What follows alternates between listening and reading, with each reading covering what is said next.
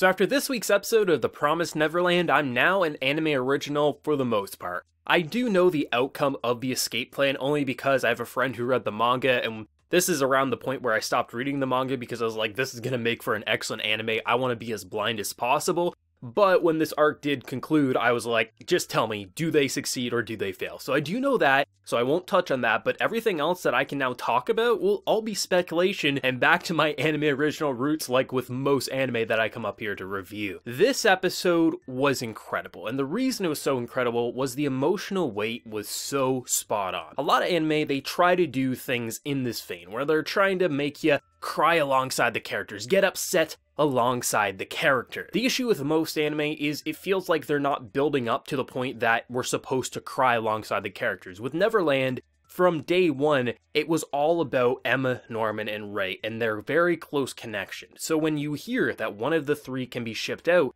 we've had weeks of building up to them feeling like they could overcome an impossible situation. And what I love is you'll have characters like Ray, who has watched for years siblings die just so he could keep getting piece after piece after piece so he could save his two best friends. He literally watched kids die so he could make sure that his two closest friends and family could survive. To see that it was all for nothing, that crushes him. What crushes him even more is knowing that there is a wall that they can't jump through, that the only solution is through a bridge that there's no way that they could get to. The fact that this is such a high-level security prison, there's no way. And the fact that his best friend is gone, why should he carry on anymore? People like Emma, who was so optimistic, who has such a connection to Norman, who almost has the chance of saying, I love you to Emma, but gets taken away before he can. Like, they had such a connection, and Emma truly believed that she could save everyone. And I just love how crushing it was, because for Norman, he never was going to run away. All he wanted to do was get as much information for them as possible, and what I love is that's so in character for Norman. Norman has always kind of played the middleman. Yes, he sides more with Emma, but when sometimes things have to happen, like Ray's kind of cold hard truth of being like sometimes sacrifices have to be made, Norman agrees. It's just for the sacrifice, he was willing to be said sacrifice. I love how much Norman brings to the table. For being a character who kind of starts off as just kind of be a whatever character, he really is someone who's so important to really kind of balance the two out. So when you remove that, where do they go from there? And I love how crushing it was to see the aftermath of Norman's being shipped out. And I don't know his true fate. I don't know if he truly was eaten there or if he is potentially still alive. But I did like how they directed it so you can really start speculating, like, why didn't he go to the truck? Why did he go to this door? And why was he so surprised when it was open? Like, that's what I like about Neverland, is they always leave room for speculation, so you never truly know. Unless you see a dead body, you don't know, are they truly dead or not? And that's the kind of fun part of Neverland, is they set up future arcs, they set up potential to kind of do whatever they want, and I just love that buildup. Like, you truly didn't know in that situation, was Norman going to be shipped off? Because for every single time, you think, okay, he's finally given in, you'll see Emma try something, try to stop what's happening, give him some time, Ray, give some time, but he just won't accept it. He gets mad that Emma is trying to risk everything, and he considers her an idiot, but that's kind of what he loves about her. And just to see how cold Mama is in this episode, that's what makes it so terrifying, because after this episode, you can really see her perspective. She believes the bullshit. She believes that this is the proper solution, that there are these demons and hungry things outside, but this is what has to happen. We're trying to give you the best possible life, and then we'll give you a peaceful death afterwards as long as you don't fight it. She believes this cruelty is the solution, and that's what's terrifying about it, because she believes the delusional bullshit that is being fed to her and that she's feeding these kids, and to have people try to push against that, it kind of rubs her the wrong way. One of my favorite points in this episode is when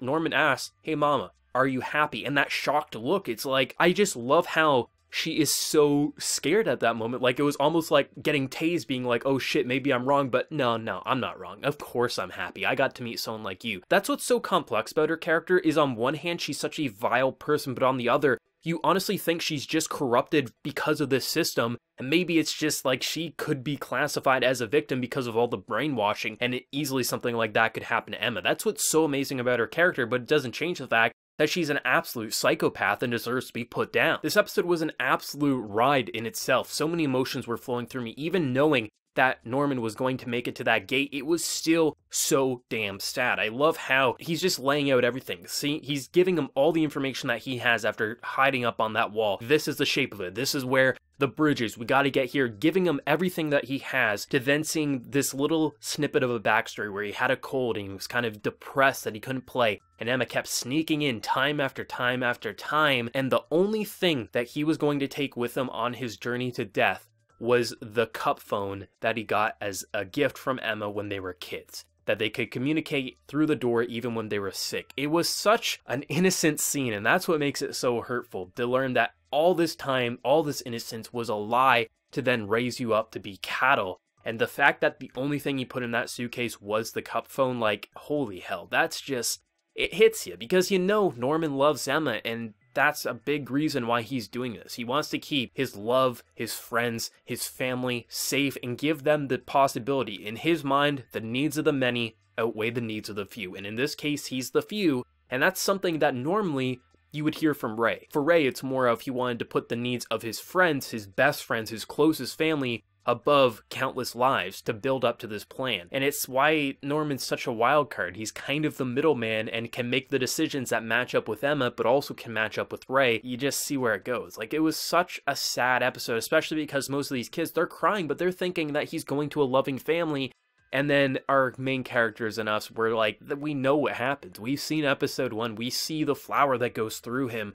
And we don't want to see a lifeless corpse of Norman. That was such an emotional scene. Emotional episode as a whole. The music was a big factor. I don't know what the hell that track was that was playing over this episode, but it was enchanting. It was disturbing. It made that scene so much worse than what I remember from the manga. And I just love the depression. I love the reactions. I love the subtle movements. Emma being like, every time Norman would say something. She was holding back tears that entire time, and that's such a human thing. It was so perfect that Cloverworks went the direction of not really moving her too much in that sequence, just letting her kind of nod, and just her voice actress completely killed it. It sounded like she was about to break down, and I love how they didn't try to make it overly complex. They simplified that scene, and that's why it felt so human. For being an anime, this episode felt completely human, and I love at the end of the episode, after we get the time skip where essentially it's a day before Ray's shipment, it's his birthday coming up, and you see that smile that Emma truly didn't give up. Like, that's how you know shit's getting real. And I don't know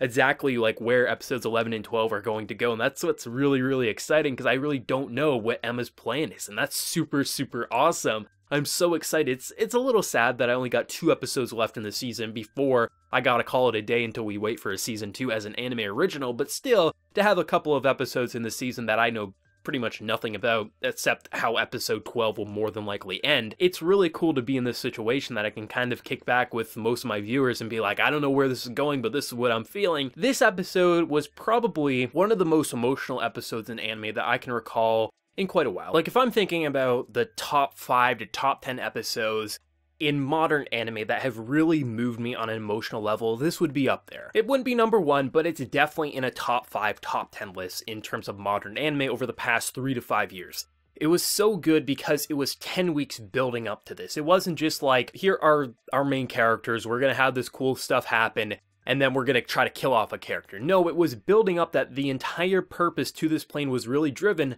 by the central 3, and when you remove one of the central 3, what does that do to their drive in escaping? Does it completely crush them? Do they give up like someone like Ray? Or can they rise again and make that sacrifice actually mean something? That's what makes this so damn emotional, because it makes us feel as crushed and as determined as these characters because we've had the time to grow and learn with them. And even if we are thrown in an impossible situation, maybe we can rise up like someone like Emma and say, let's take that impossible situation and turn it against them and show us that you don't mess with us. And I think it's so awesome that they can continuously break down the characters, break down the viewer, and think, there is no possible way. This is it. We are done. We've lost Norman. Give up. But they can still give you that chance of being like, but there is the light. There is that light at the end of the tunnel. Yes, it's a million miles away, but why don't you continue to walk towards it until our central 3 are completely dead, until we lose all 3? Why should we truly give up? That's what makes it such an optimistic story, that even when the worst things happen, they still give you that hope that there could be a better tomorrow, just maybe not everyone's going to live like we originally wanted. But still, when you got someone as determined as Emma, when you got someone as intelligent as Rey, maybe you can still break through and save as many people as possible. That's what makes The Promised Neverland so damn good. The voice acting, amazing.